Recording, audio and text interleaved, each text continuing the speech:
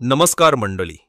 2 लाखाच्या गोळ्या खाऊन बरा न झालेला आजार झाडाच्या एका पानामुळे बरा झाला. एक 80 वर्षाचे वृद्ध आजोबा, ज्यांना 50हून अधिक आजार होते, जे बरे झाले या झाडाच्या पानामुळे. या आजोबांनी या झाडाची पानं त्या गावातील लोकांना चारली आणि त्यानंतर हा चमत्कार संपूर्ण देशात व्हायरल झाला.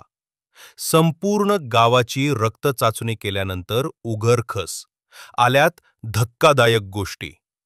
आजोबांना थकवा येणं, चक्कर येणं, हृदयात ब्लॉकेज, शुगर, बीपी, कोलेस्ट्रॉल, हाडांचे आजार असे 50 अधिक आजार होते.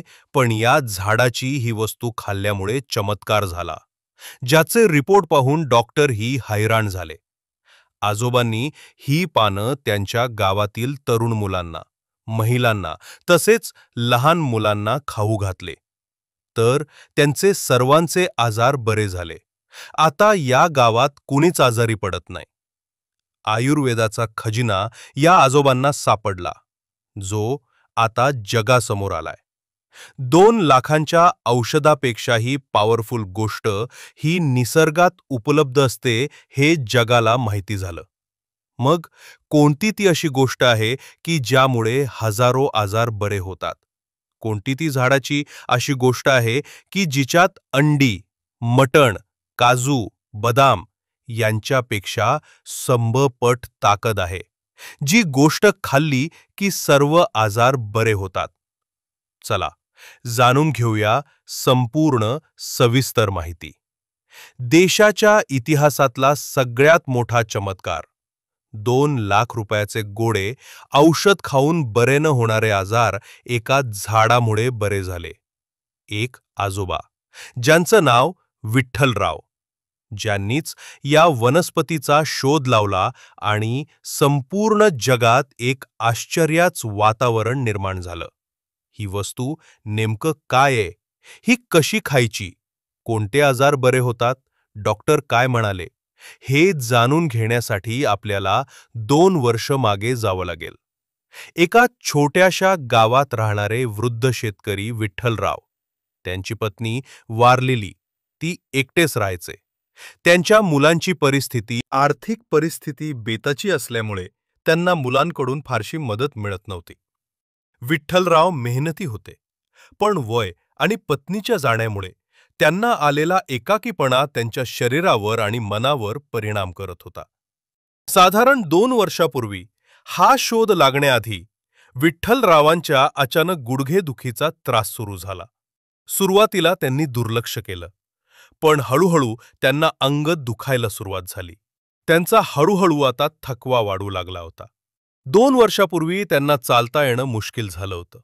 कामाची शक्ती उरली नव्हती. रक्ताची तपासणी केली गेली तेव्हा त्यांच्या रक्तात हिमोग्लोबिनची पातळी कमी झाल्याचं लक्षात आलं. त्यांना हृदयविकार जडल्याचं लक्षात आलं. त्यांना ब्लॉकेजेस त्या ठिकाणी सापडले होते. शरीरात कमजोरी होती. डॉक्टरांनी मोठ्या शहरात जाण्याचा सल्ला दिला. आता त्यांनी कसे तरी पैसे जमवले, उधार उसनेवारी केली. विठ्ठलराव शहरात गेले. इथे 2 लाख रुपयापेक्षा जास्तचा खर्च त्यांनी केला. औषधोपचार केले, MRI केला, एक्सरे, सिटी स्कॅन सगळं काही केलं, पण काहीच फायदा झाला नाही. उलट औषधे खाल्ली त्यानंतर त्यांना नेहमी थकवा जाणवायचा, चक्कर यायची, अंगदुखीचा त्रास व्हायचा आणि मरणप्राय वेदना होत होत्या. त्यांच्या मनात निराशेनं घर केलं होतं. पण म्हणतात ना, गरिबाच्या मदतीला नेहमी देव धावून येत असतो. मग अशीच घटना घडणार होती की ज्यामुळे एका आयुर्वेदिक वस्तूचा, एका आयुर्वेदिक चमत्काराचा संपूर्ण देशाला फायदा होणार होता आणि त्या गावातही कोणीच आजारी पडणार नव्हतं. ते गाव संपूर्ण जगात व्हायरल होणार होतं. आजोबा कसे तरी दिवस काढत होते. ते शेतीत नेहमी काम करायचे. शेतीत कसा तरी दिवस जायचा. पण ते घरापासून शेतात जाईपर्यंत देखील त्यांच्या हाडांचा भरपूर त्रास होत असे. त्यांना बऱ्याच वेळा ताप यायचा, अंगात थकवा जाणवायचा. त्यात हिमोग्लोबिनची कमतरता असल्यामुळे त्यांना बऱ्याच वेळा चक्रा येत असायच्या. त्यांना कळत नव्हतं काय करावं. डॉक्टर डायरेक्ट त्यांना म्हणायचे की तुम्हाला अजून औषध उपचार घ्यावे लागतील. पण आता त्यांच्याकडे फारसे पैसे राहिलेले नव्हते. मग आता काय करावं त्यांनाही उमजत नव्हतं. त्यांनी शेजारी पाजारी जाऊन जे बुवा होते, बाबा होते, ते बाहेरच देखील पाहिलं. तर काही धार्मिक गोष्टींची अडचण आहे की ते देखील पाहिलं होतं. पण त्याच्यामध्ये काहीच सापडत नव्हतं. मुळात त्यांना अशा थोतांडावर विश्वासच नव्हता. त्यांना एके दिवशी अचानक भरपूर त्रास सुरू झाला. सकाळी ते उठले, पण उठल्यानंतर त्यांना जागेवरून उठताच यायला, झोपेतून तसंच ते पडून राहिले. एक सकाळ झाली होती. कसे तरी ते उठले, शेतात कामाला गेले. त्या दिवशी त्यांना इतका प्रचंड थकवा जाणवत होता, जो त्यांना याआधी जाणवला नव्हता. कारण की आज रात्री त्यांच्याकडून ती अशी अविश्वसनीय गोष्ट घडणार होती, ज्याची कल्पना कुणाला नव्हती. एक संध्याकाळ त्या दिवशी झाली. विठ्ठलराव घराच्या अंगणात कसेबसे येऊन बसले होते. त्यांच्या हातापायाला प्रचंड मुंग्या येत होत्या, प्रचंड चक्कर येत होती. त्यांना काय करावं ते येऊन जात नव्हतं. त्यांनी काय केलं? त्यांना आता काहीतरी खाऊ वाटत होतं. त्यांनी पाहिलं, गावात मुलगाही नव्हता. मुलाची पत्नी त्या ठिकाणी त्यांनी बाहेर गेली होती. आता त्यांना कोण खायला देणार? त्यांना काही समजत नव्हतं. 2-3 दिवस त्यांचे मुलगा आणि सून येणार नव्हती. मग आता त्यांना काय खावं याची भांत पडलेली होती. ते घरात स्वयंपाकाच्या घरात गेले. त्यांनी काहीतरी पाहिलं. त्यांनी इकडे तिकडे शोधाशोध केली. ना चपात्या होत्या, ना भाकरी होती, ना कुठली भाजी होती. त्यांनी पाहिलं स्वयंपाकघरामध्ये 2-3 त्या ठिकाणी वस्तू पडलेल्या दिसल्या. त्यांनी काय केलं, त्या 2-3 गोष्टी एकत्र केल्या. त्यांना संध्याकाळ झालेली होती. लाईट नव्हती कुठलाही. अंधार त्या ठिकाणी पडलेला होता. काही समजत नव्हतं त्यांनी काय केलं त्यात. 2-3 भिजलेल्या गोष्टी होत्या. कुठले तरी धान्यासारखं दिसत होतं ते. त्यांनी एकत्र केले. एकत्र केल्यानंतर त्यांना हाताला कांदा लागला. तो कांदा त्यांनी एका बुकीनं फोडला. त्या कांद्याचे बारीक बारीक तुकडे करून त्याच्यात टाकले. एक टोमॅटो सापडला. तो टोमॅटो देखील टाकलेला होता. पोटात भुकेची आग होती. वेदनांनी हैराण झालेले विठ्ठलराव उठले. त्यांनी ते 3 पदार्थ एका भांड्यात घेतले. शिल्लक राहिलेला कांदा टोमॅटो त्याच्यामध्ये टाकला. थोडंसं मीठ टाकलं आणि खायला सुरुवात केली. ते खात असतानाच गावातले 3 मंडळी त्यांच्याकडे, 3 तरुण पोरं त्यांच्याकडे आले. बाबाजींची विचारपूस करायला ते आले होते. त्यांना पाहिल्यावर विठ्ठलरावांना आनंद झाला. ते म्हणाले, बाळांनो, बरं झालं आले. मला काही समजत नव्हतं तर. ते म्हणाले, बाबा, काय बनवले खायला? बाबा म्हणाले, सापडले. काहीतरी एकात एक करून काहीतरी बनवतोय बाबा. आता मला तर काय एवढं दिसत नाही. त्यांनी त्या मुलांना एक एक घास दिला. ते म्हणाले, खा. देवाचा प्रसाद आहे. बाबांचा आशीर्वाद तुम्हाला लाभेल. मुलांनी एक एक घास खाल्ला.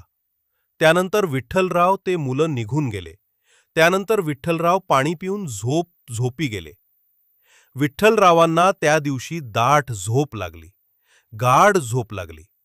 नेहमीच्या सकाळी ते रामकृष्ण हरी विठ्ठला वेदना नको होऊन देऊ असं म्हणत त्या ठिकाणी प्रार्थना सुरू करायचे.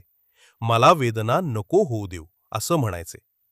पण त्या दिवशी सकाळी वेगळंच घडलं. सकाळी ते विजेच्या वेगाने उठून उभे राहिले. त्यांच्या शरीरात एक वेगळीच ऊर्जा होती. गुडघ्यांची वेदना जवळपास पूर्णपणे नष्ट झाली होती. अंगातला थरकाप थांबला होता. त्यांना स्वतःच्या डोळ्यावर विश्वास बसत नव्हता. ही ऊर्जा कुठून आली हे त्यांना समजत नव्हतं.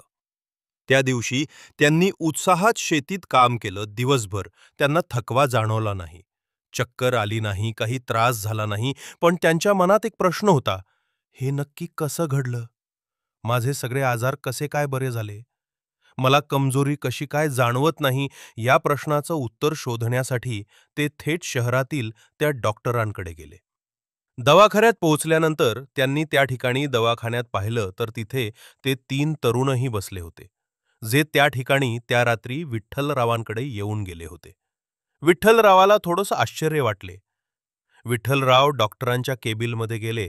डॉक्टरांनी नेहमीप्रमाणे विचारलं, काय दुखतंय बाबा?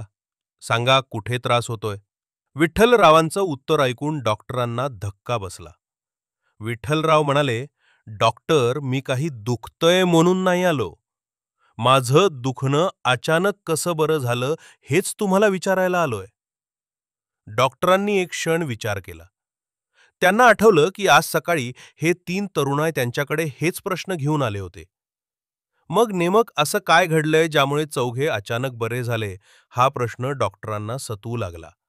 त्यांनी विठ्ठलरावांना रक्ताच्या चाचण्या करायला सांगितलं. रिपोर्ट येईपर्यंत विठ्ठलराव त्या 3 तरुणांच्या शेजारी जाऊन बसले, त्यांची विचारपूस केली. तुम्ही कशासाठी आला होता? त्यातला एक तरुण म्हणाला, माझ्या रक्तातील हिमोग्लोबिन कमी झाले होते. मला चक्कर येत होती, पण आता तो त्रास कमी झालाय. दुसरा म्हणाला, मला नेहमी कमजोरी वाटायची, पण तीही आता कमी झाली आहे. तिसरा म्हणाला, मला शुगरचा त्रास होता. डॉक्टरांनी चेकअपसाठी बोलावलं होतं, पण आता शुगर नियंत्रणात वाटत आहे. तिघांनी सांगितले की त्यांना आता काही त्रास होत. तेवढ्यात सगळ्यांचं रिपोर्ट आले. डॉक्टरांनी ते पाहिले आणि डॉक्टर हादरले. त्यांनी चौघांनाही केबिनमध्ये बोलावलं. ब्लड शुगर नियंत्रणात राहते आणि इतर अनेक आजार बरे होतात. अशा प्रकारे विठ्ठलरावांनी नकळत केलेल्या एका साध्या उपायाने त्यांच्या आयुष्याला कलाटणी मिळाली आणि त्या 3 तरुणांचे आरोग्य सुधारले. हे कथेने हेच दाखवून दिलं की महागड्या औषधापेक्षा आपल्या घरातच काही गोष्टी असतात, साधे पदार्थ असतात, ज्याच्यामध्ये आयुर्वेदिक शक्ती असते, पण ज्याची माहिती बऱ्याच वेळा माहिती नसते आणि ते आपल्या आरोग्याला किती फायदेशीर ठरू शकतात याची कल्पनाही नसते. त्यामुळे नक्कीच आपल्या आयुर्वेदात लिहून ठेवलेल्या काही गोष्टी या नक्कीच आपल्या आरोग्यासाठी किती फायदेशीर ठरू शकतात, हेच या घटनेतून आपल्याला पाहायला मिळालं. तुमचा काय अनुभव आहे या 3 गोष्टीविषयी? नक्की कमेंट करून कळवा. चॅनलला नवीन असाल तर सबस्क्राईब करा. धन्यवाद.